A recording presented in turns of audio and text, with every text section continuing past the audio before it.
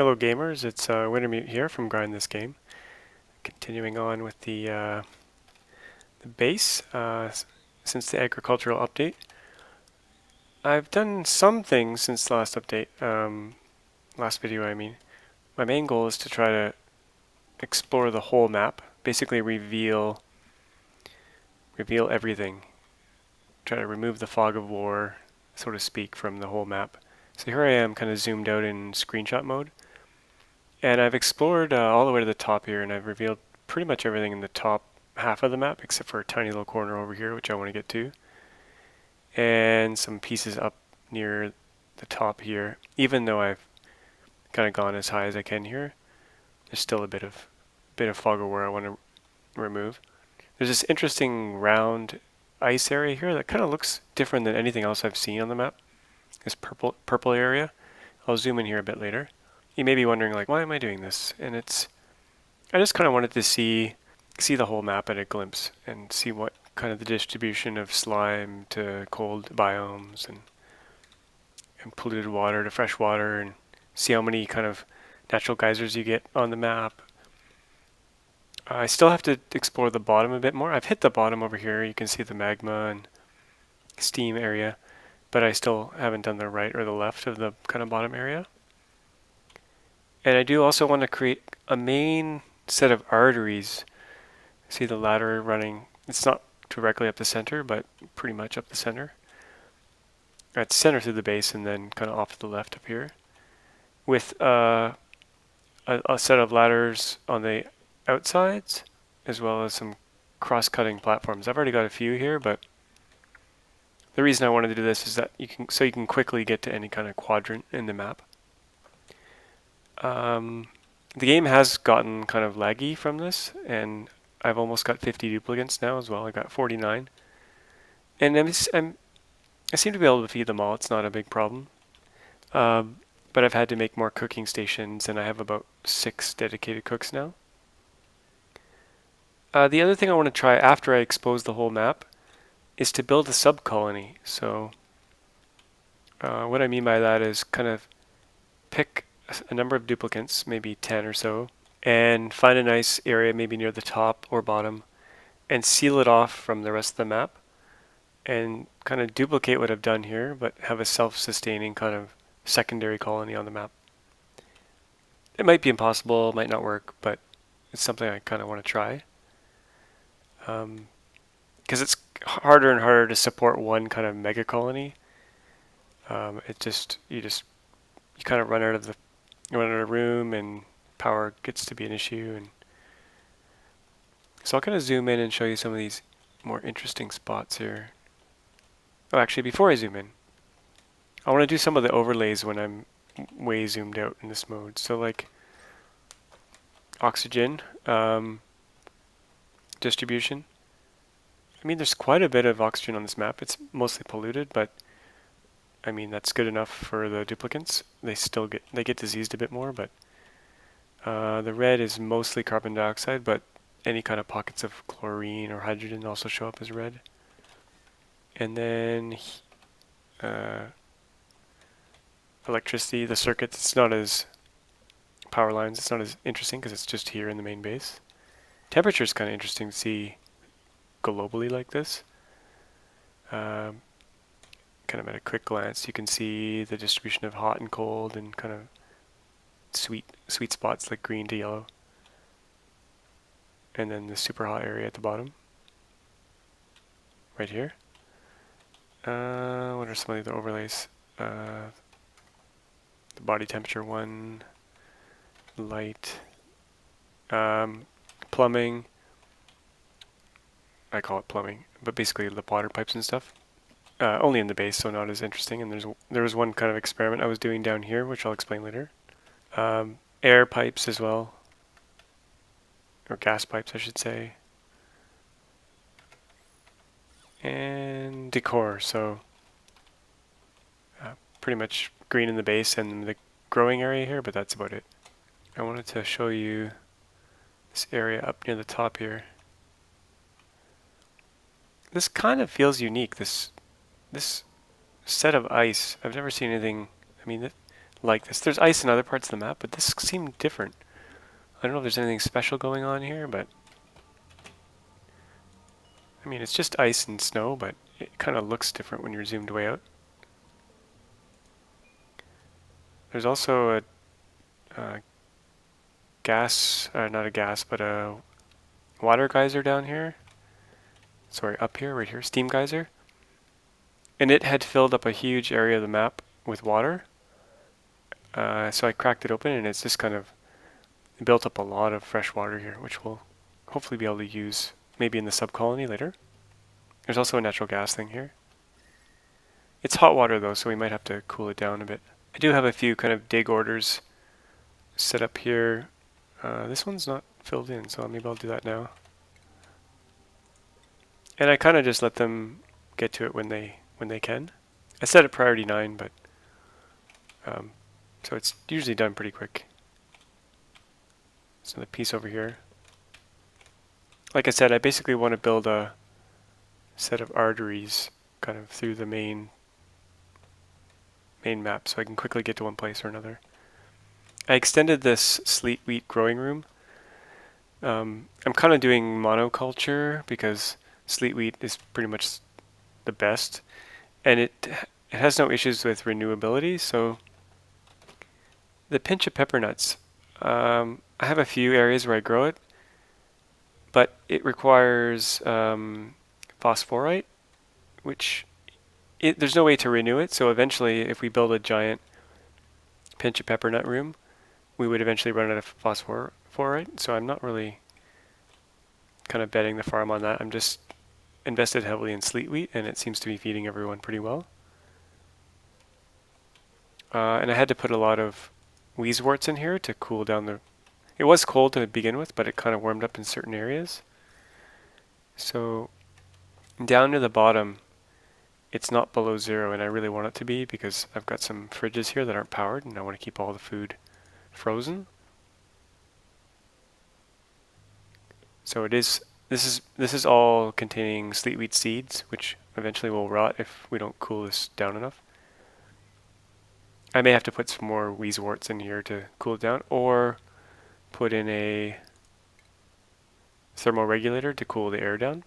I do pump carbon dioxide into this room to keep the air pressure up, because they require a good pressure to grow.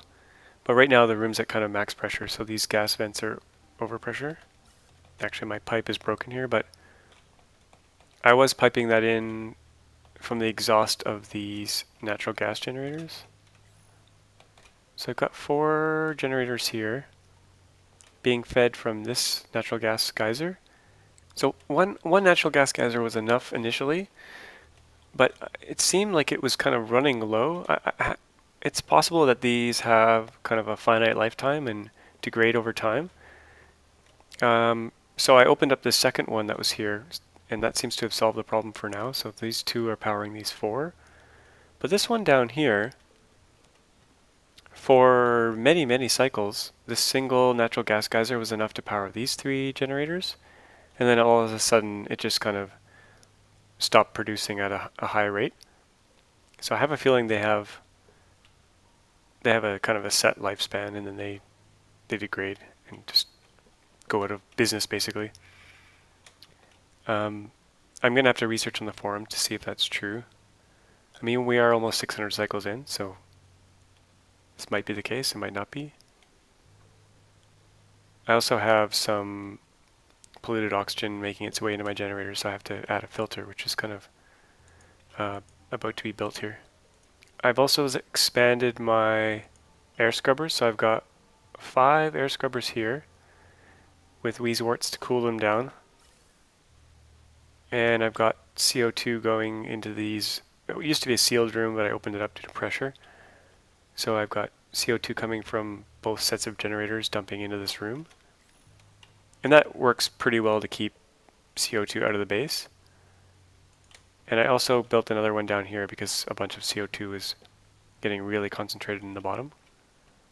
So that seems to be starting to clear it up. Before it was super concentrated. The water cooling system is pretty much worked flawlessly since I put it in. It's a little warm right now, but it'll should kick on and bring it back down to in the 20s, 20 degrees. I also built this room here as my chlorine dumping ground, so whenever any chlorine gets into the base, I can just pump it into this room.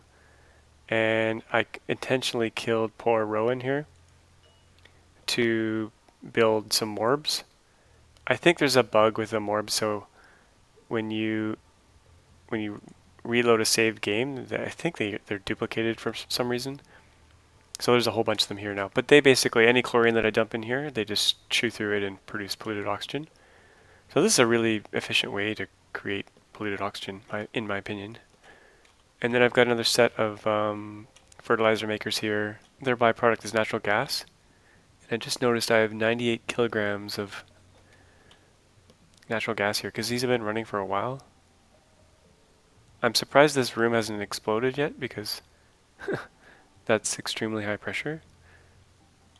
But I could hook this up. I should put a gas pump in here and hook it up to a set of generators. Because this is kind of like this is basically an infinite source of natural gas. Unlike the geysers, if they are depleting, they're not renewable. But this, because it only takes polluted water, which we have loads of, is a good source of natural gas. So I'll probably hook this up eventually to generate some power. We've got a big chunk of polluted water down here, which we can use. And this is getting close to overfilling, so we'll want to use this soon. I mean, we are drawing from this giant pool for these 6 fertilizer makers, and I could potentially make even more of them because I have the power and I just have to build them out. So I'm kind of hoping they do a patch that fixes the performance issues before they do like a major content patch, because I really want to try playing with 50 dupes or more, but the game is quite slow. I get about 6 frames per second, and my computer's pretty beefy, so it's it's not unplayable, but it's not as enjoyable when it's this kind of slow. So I did an experiment down here where I was pulling polluted water from here using a valve to trickle water into this little dripping system here. And there's too much water here right now, but basically what was happening was it was trickling down onto these this area here, which was at around 150 degrees. So it immediately turned to steam. And I first attempted to pull the steam out with a gas pump and send it to kind of a colder room. That didn't work. The gas pump just kept overheating, or the pipe kept on breaking. Actually, it said sometimes that the pipe was freezing, even though the temperature in here was not really freezing. It was interesting. And then my second attempt was to, I've removed it for now, but I had a thermoregulator. I was cooling down gas and kind of cycling it through this room. And then what would happen is the steam would naturally flow up. This was sealed before. And a little bit of it would get trapped in here, cool down, and like dribble down into this collection area. And it was working, but it was extremely slow. So after like 20 minutes or something, this is the amount of water I generated, the stuff that's on the steps here plus this. It wasn't nearly enough to be exciting. And if you turn the flow too high here, too much water builds up and you don't get steam anymore.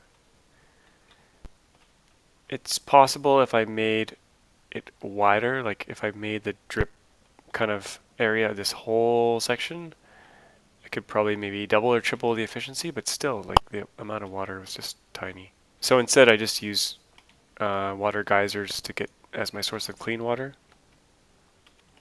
So it was an interesting experiment, but ultimately kind of a failed experiment.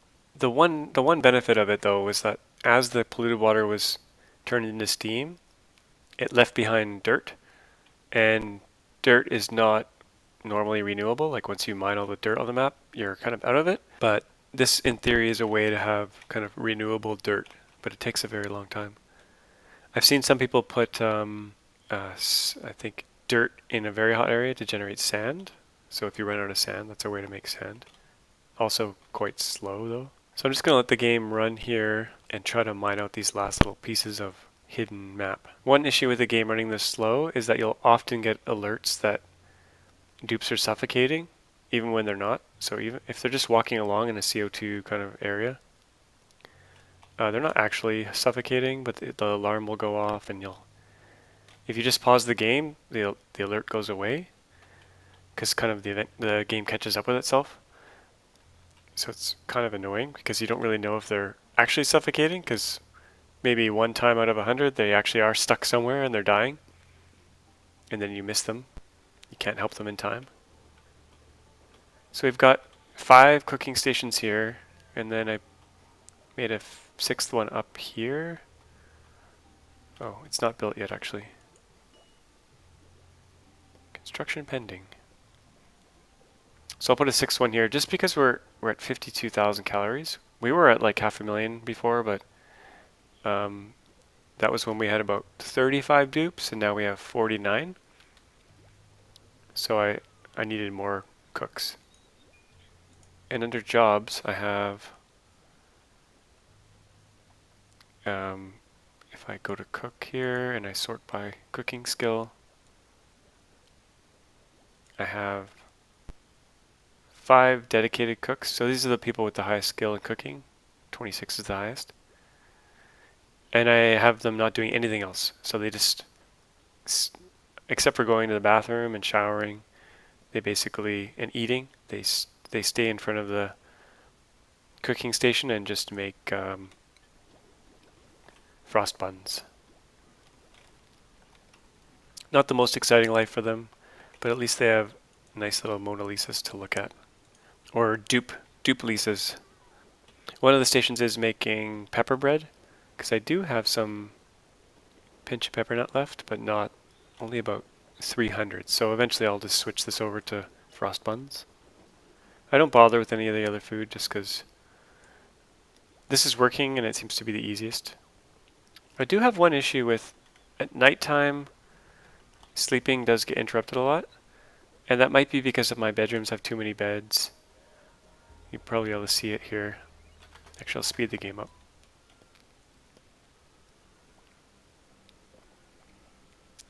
When the game runs at slowest speed, you don't get a lot of those suffocating alerts, just because it's able to keep up with the events. But when it's running at the fastest speed, you get a lot of issues. So you'll probably see interrupted sleep pop up a bit during the night. I actually didn't notice any there, but there was probably some going on. And that's if any dupe wakes up because they have to go to the bathroom or eat. They'll interrupt kind of people around them. They're also complaining about being cold. See chilly surroundings? Even though this whole base is hot, I think there's an issue, there's some kind of bug with the game where they're freaking out about being cold. It even happens in the morning when they all wake up. They're saying it's too cold. Chilly surroundings. It doesn't make any sense because it's 30 degrees in here.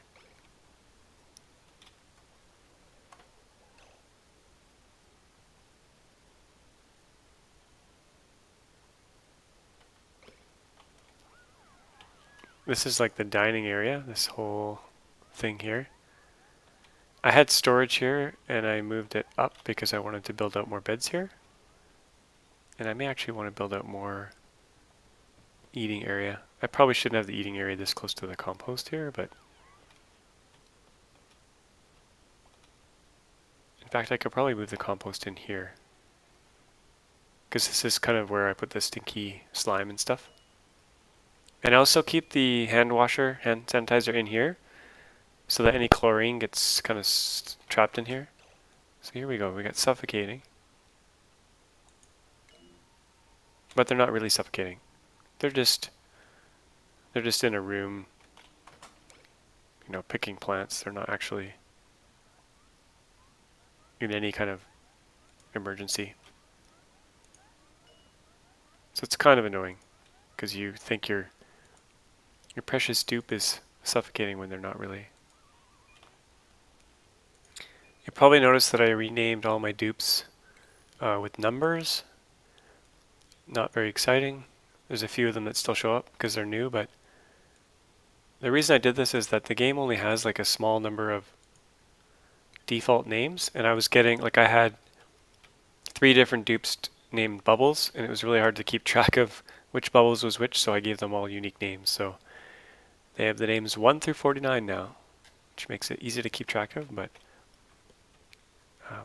isn't very nice for them. But they are duplicants after all, so maybe they're okay with it. I guess you could say they're all unique, even though they're duplicants. I do like how you can zoom out completely and then do Alt S again to be able to see your alerts. See, this person's suffocating, but not really because it just went away. But yeah, when you're zoomed all the way out, you can do Alt S again, and so you can see your overlays and also see kind of everything that's going on at once, which is very handy if you're kind of doing bigger global stuff. Since we also ran out of dirt long ago, I killed off the outhouses and built 5 lavatories, and that seems to be good enough for them. They rarely make a mess. Oh, okay, here's what I was talking about. So someone died. And they died just standing in the base. There's lots of oxygen here. Died of suffocation. I have a feeling this is due to the extreme lag. They actually didn't, there's no way they suffocated right there, so I don't normally reload from a save, but I think I will. It takes a minute to get to this stage, and then probably another minute until everything resolves. As you'll see, it's pretty messed up right now. And then even once it starts to come in, you'll see, you know, building out of reach 8, which is not true. And then eventually it will idle 21, it's not true. And once you unpause it, this will all kind of fix itself. It's probably just a giant queue of events that it's processing. There's plenty of seeds. I have 5,000 Sleet Wheat grain. So they should be able to make these frost buns kind of for quite some time. And hopefully we can build up the food back to maybe 100,000 or so, which was around 2 days worth of food. 2 cycles, I guess. I think the game would probably completely freeze up if I went to 100 dupes. I saw another YouTuber called Brothgar who does a lot of experiments for the game. He loaded in 100 duplicants and just to see how fast or how long he could keep them alive. And I think within a few cycles, half of them were dead. But he didn't load 100 duplicants into like a fully operating base. He just loaded them into an empty base and then tried to build as quick as possible. So it might be possible to support 100, but I doubt it. I think the game would just lock up. I might try it though, just to see. I'm not exactly sure if the number of dupes causes the lag, or the amount of map that's exposed, or the amount of machines that are... It's probably all of the above. I have some build orders up here, and some over in the top right. Actually, they're all over the place. And they are kind of getting through them slowly, but it takes a while just to walk to these areas. They get a little bit of work done, and then it's sleepy time, and they have to run all the way back to their beds. I had a mop order here because I wanted to get rid of this polluted water.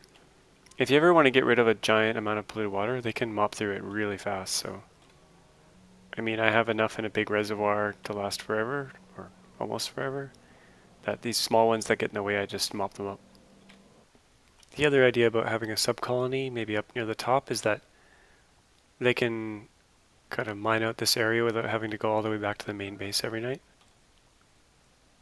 so it's a bit more efficient, especially if I want to mine out big chunks of the map up here. If I could start from the beginning, I'd probably build a much prettier and more functional base, but this is kind of the bare minimums: food, shelter, decor, just holding stuff together, not necessarily keeping them super happy.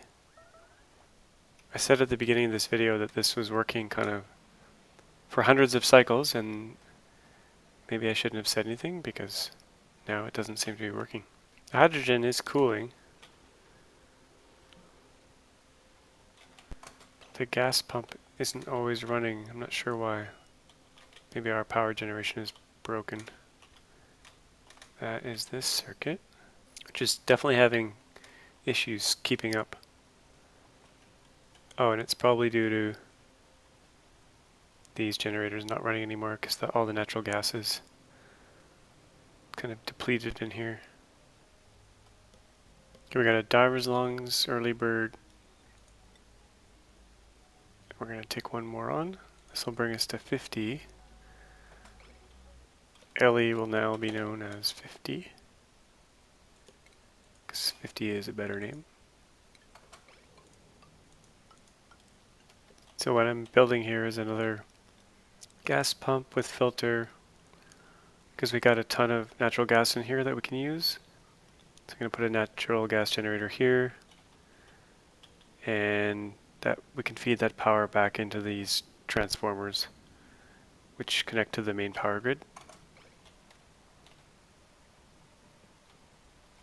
Because we kind of ran out of natural gas over in the other part of the base. I'm curious to see how long it'll take to use up this 110 kilograms of natural gas. It's pretty dense. And I'm really surprised these tiles haven't cracked from pressure. But maybe tiles don't crack from gas pressure, only from water pressure. Not quite sure. The decor around this heavy watt wire is going to be really bad, but hopefully they won't have to come here too much. I guess for fertilizer pickup, but at the correct ratio, this could be kind of a closed loop, because we got polluted water going into the fertilizer maker. We got natural gas coming out of the fertilizer maker, which can go into the turbine, which makes polluted water. Just kind of a closed loop. Okay, this seems to be running. Okay, these guys are stuck here, and there's no oxygen here. Kind of got to get them out of there right away.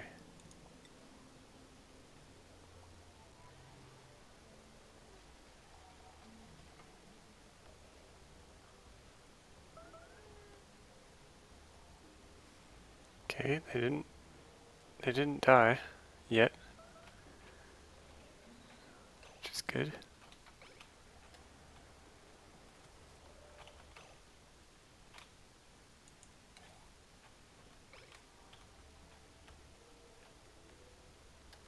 It's a close call, but some people piss their pants during that, maybe due to fear and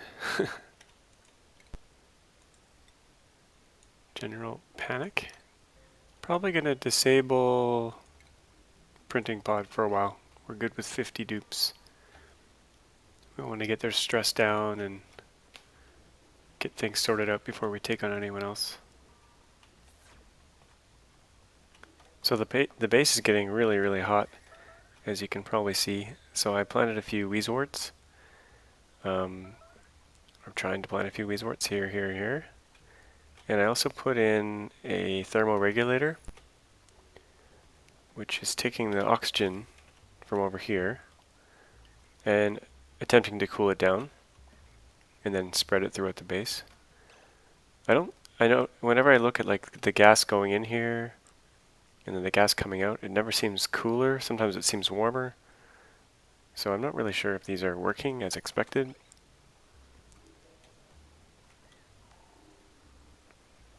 But they were able to cool down my water when I first set up this water cooling, but now the water is super hot, and this room isn't, this one thermal regulator doesn't seem to be enough to cool this water anymore. It's at 70 degrees, so I'm not really sure what I'm going to do about this.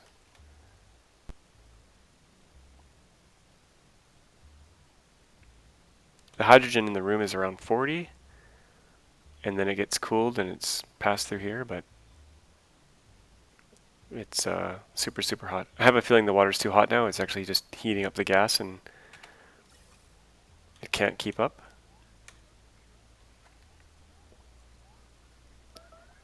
I may need to build a second thermo regulator in here. Pass it through 2 of them before it gets in here. And this natural gas geyser, it was working fine for the longest time, and then it just stopped. Even though it says it's outputting, this room got completely depleted. So I put a fertilizer maker down here. I'll probably put a second one just to try to get more natural gas into these generators. I had to turn one off just because it wasn't pumping enough. I did just open up this floor here, so this gas will flow in. Might work a bit better. Can probably enable this one again. And I'm digging out this big, huge area here, and I'm going to try to dump this water down in here. And this might become my new water reservoir that I use for the base. We'll see how that goes. It was just kind of overfilling here, and I got tired of digging this out. I'm going to get this one to drop in and just leave this polluted one here. And then I'll probably have a filter that brings the clean water out.